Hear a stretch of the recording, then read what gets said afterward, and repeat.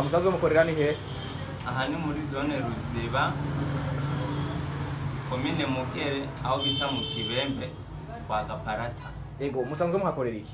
Dusanzwe tuhakorera ibirato bivuye muri Kwire.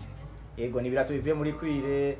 Kugira ngo mwiyumvire uyo mugambi wo gukora ibirato byabajemo gute? Kugira dukore twiyumvire uyo mugambi wo gukora ibirato, twagiye hamwe nk'abajene, harabo dusanzwe dukorana hano.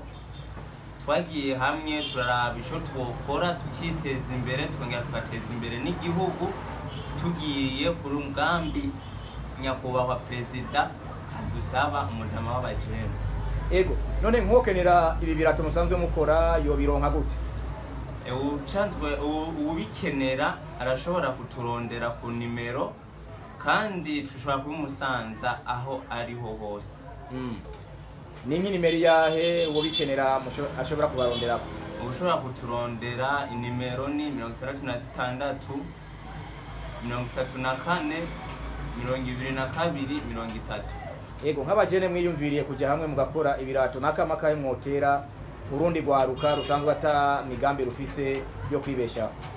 Akamo twotera urundi gwaruka nuko bokura amaboko mu mufuko bagakora, bakaraba ico bateza imbere, nuko natwe twabigendeje kuko twagiye hamwe twungurana ubumenyi n'abandi bari babishoboye, tubona kwiteza imbere. Sawa, murakoze.